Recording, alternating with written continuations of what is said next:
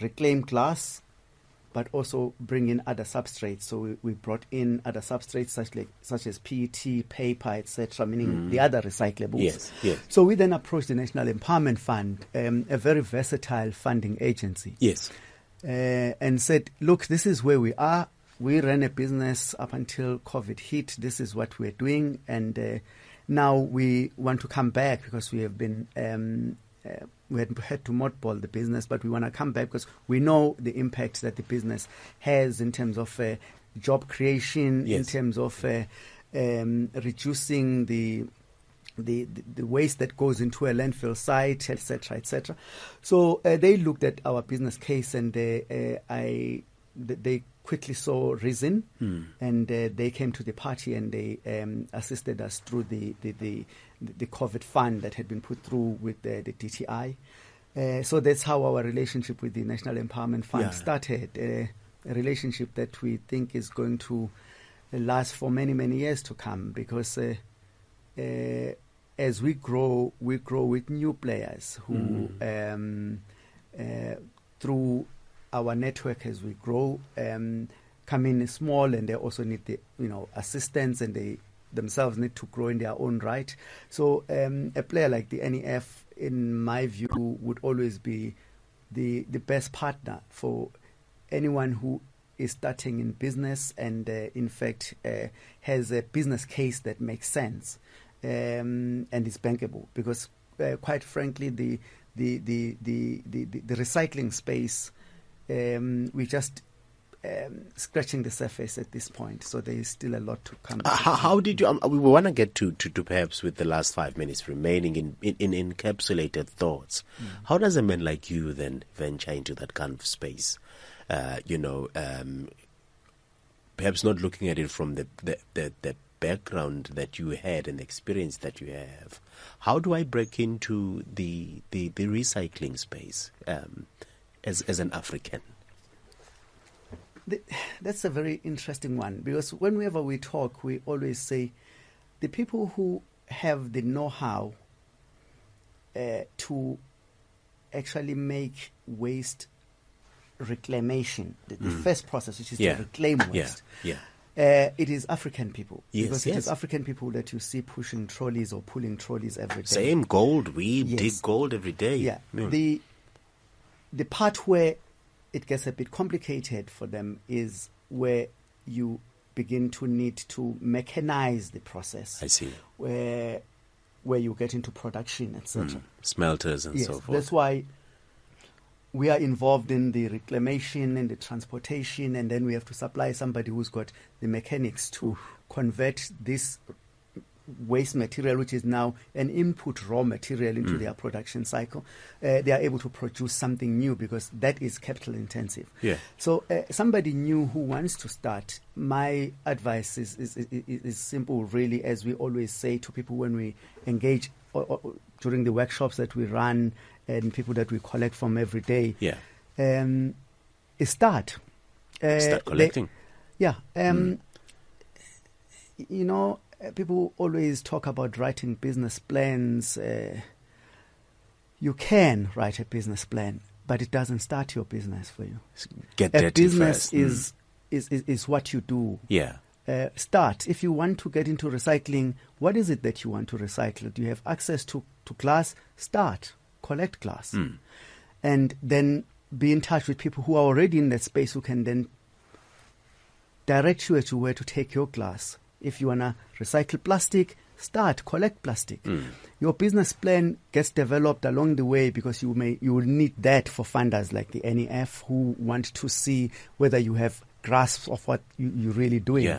But you've got to start. If you want to get into business, be it recycling or any, just get started. I wanted to tackle this because it's the last thing I wanted to speak about, or would have spoken about tonight. We always bring these conversations about transformation in sectors that really we don't need to bring them in. Is the recycling sector something that has to transform? Because, one, you are talking about the fact that the small players who are of this whole industry, right, the collectors and the black people in our townships. But my question is, is there a conversation about to transform, although that is the great opportunity we have? Can they be seen moving in droves into the other chunks of the industry that are getting the bigger piece of the pie? That conversation is a very difficult one because... Why is that? Because if you talk transformation, you immediately jump into the high end of the recycling space. Yeah. Reclamation, transportation, etc. There's a lot of players, and by and large, there are small players such as us.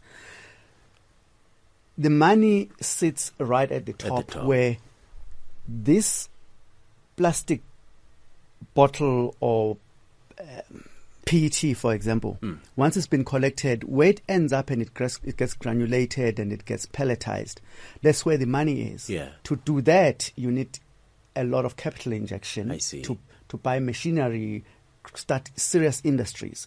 Those are millions, hundreds of millions of rands, if not billions.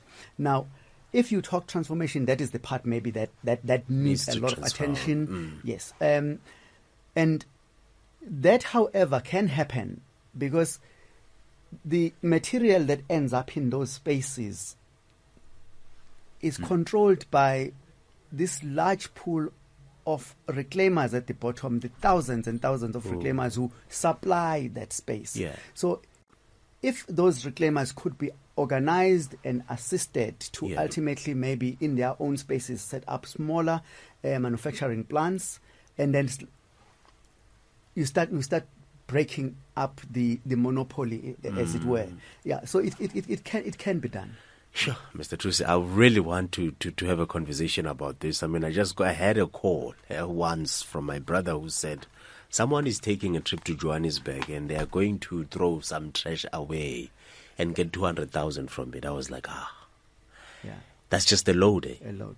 Just a load. Is that the price of how many tons of what, really? If somebody is taking something that is trash from Durban, taking it to Johannesburg, and they're going to get 200,000. Yeah. That is a high value product. It can't be glass. Yeah. Is something else. Copper, steel. Yeah.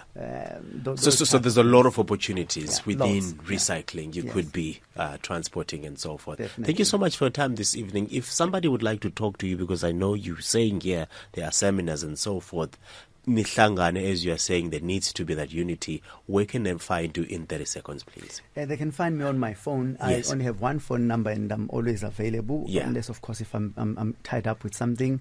It is 083 572 8355. I'll repeat it, 083 572 8355. My email address is thusi@nathiafrica.co.za. That was Mr. Nathi Thusi of Kawazo Holding, a 100% majority black-owned and managed waste recycling company. They were also given some funds by the National Empowerment Fund in partnership with the Department of Trade, Industry and Competition, established an economic distress fund to provide cautionary business loan to black-owned and managed enterprises that were under financial stress during COVID-19. We are into Meneli's time is coming up next. The Business Show is produced by Zoaka.